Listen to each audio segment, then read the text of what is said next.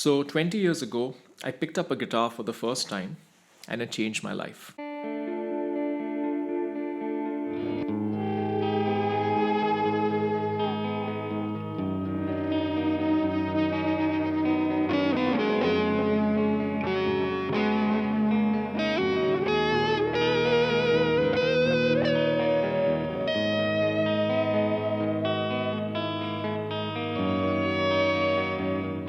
Hi, everyone. Welcome back to the Ministry of Guitar. I'm Utkarsh coming to you from Singapore.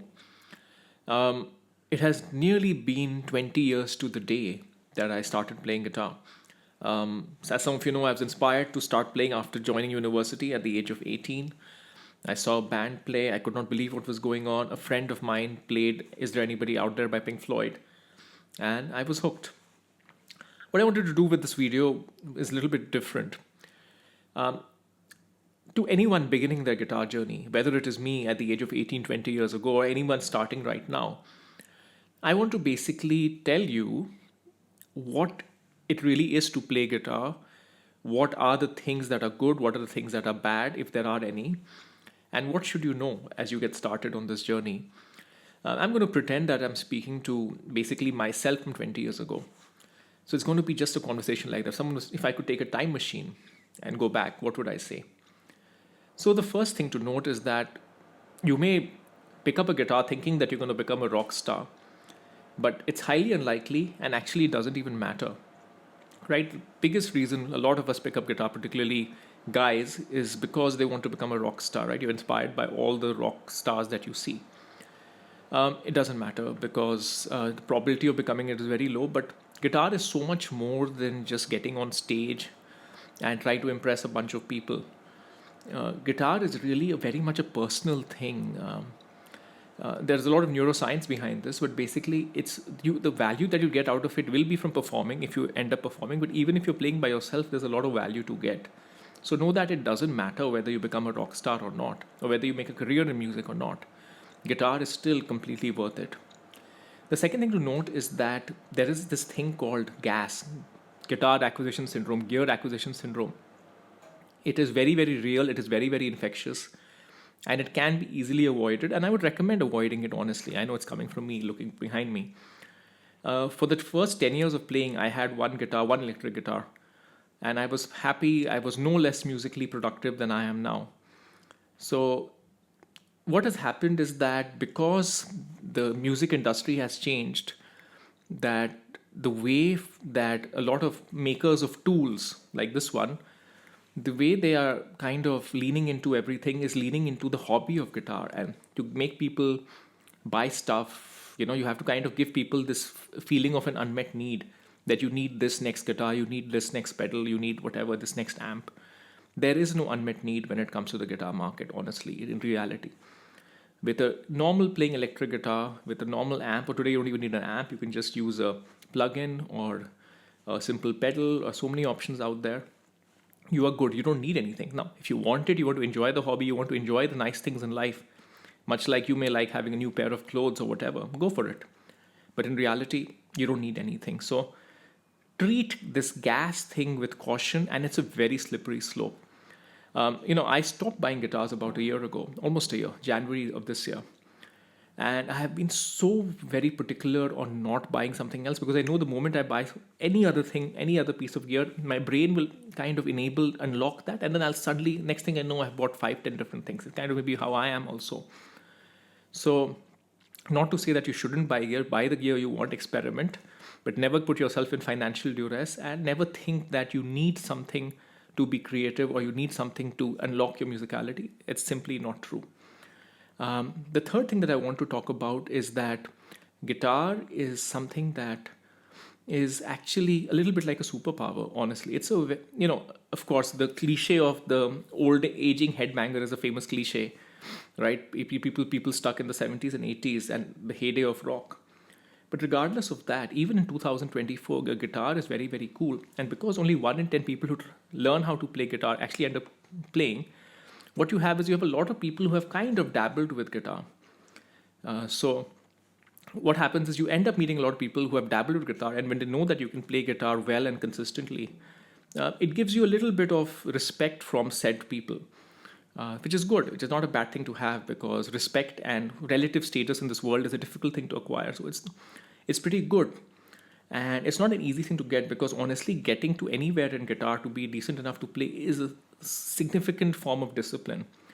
I mean, for me, I think the only reason I managed to get reasonably decent guitar, good enough to start performing reasonably early, and by me, I'm by no means a professional. I'm still what I am, is because I essentially, my university years were a reaction to the extreme academics of my school years in India. So university, I basically took it very, very easy. All I did was play guitar all day. So I had that luxury. You or may not have that luxury, but you have to keep at it, and it's ever rewarding. Right now, I would say my guitaring skills are relatively stagnant. They are what they were a few years ago, or maybe a couple of years ago. I go through these phases where I practice a lot, get to a certain level, then I kind of stay at that level for a while, then I practice a lot, get to the next level. The last time I did this level up really was around 2018 to 2021. I would say I was leveling up significantly in my playing. I did another round like that maybe around 2008 to 2011. So you have these phases. Guitaring is really a journey, it's a marathon. Even if you are relatively stagnant in terms of your ability for a period of time, it's okay. There is no finish line here, right? It's a lifelong journey. This is not an athletic pursuit, which a lot of people may think of it if they just think of speed and technique. It's not an athletic pursuit. It's a pursuit that you can take a break from any time and relook at any time. That said, keeping in practice, keeping in touch with the instrument is a very, very good thing. So if you, one thing that you should not give up is don't have a period of like months and months that you don't play guitar. Always have a guitar nearby. Always keep playing. It is very, very rewarding. The other thing that playing guitar will really give you is it gives you a different appreciation of the music, because even if you just play guitar in a very basic way, you will end up understanding music a lot better. And it's kind of, being able to see beyond what other people can see. So other people may hear a song and say it's catchy or whatever, but you will know, okay, this is going on or that is going on, whether it's going on guitar or other instruments. And talking about the instruments, the other thing that I would highly recommend to anyone who plays guitar is please, please, please find a band, join a band, and play live. There is nothing that beats that. The feeling of operating in synchronicity, if that's a word, at the same time, right, with a band and with the energy of an audience, even if it's an audience of 10 people or 20 people, or whether it's 2,000 people, this is the range that I have played with, no more than 2,000. The energy is something else. The thrill of going up on stage just never gets old. It's one of my little bit of regret, because we've been very busy. My band has not been able to perform for almost a year now. So that's one of the biggest things I miss. So, get a band, perform live. If you have not performed live as a guitarist, I'm not saying this as a way to make you feel bad or anything, but you have missed out on half of the experience. Being in sync with the drummer, being in sync with the bassist, being in sync with the vocalist. If you're singing and playing guitar also, that could be another thing. And I mean a proper band. Nothing wrong with all the little acoustic things that happen, but please play with a proper band. You will really, you will thank me if you haven't done that already. It's okay. Keep up, my band is very nice, but you may have to, tolerate a few unpleasant people, a few inconsistent people. It's okay. Just and you may play songs that you don't want to. Maybe they want to play random pop songs, which you have no interest in. It's okay. Just play. Even to play a pop song tightly, it takes skill. So don't diss anyone. And on the matter of dissing, the most important thing to know about guitar is there is nothing like being a very bad guitar player. Of course, everybody keeps learning. If you are auditioning for a role or to do a job, you should be up to the job. If you're claiming to a band, you want to join them as guitarist, and you say, I can play Metallica, Master of Puppets, you better be able to play it. Otherwise, you're letting people down. But in general, as a personal pursuit, there is no good or bad guitaring. You just keep getting better. You keep doing what you want. David Gilmour's technicality is nothing amazing. He's been at that technicality since Dark Side of the Moon. This doesn't stop him from being great. So everyone's own journey is individual, and the most important thing to note is do not be unnecessarily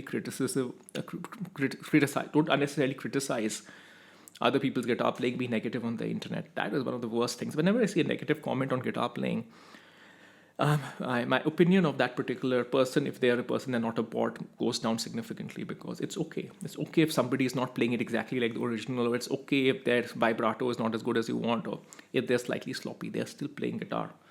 So please remember that.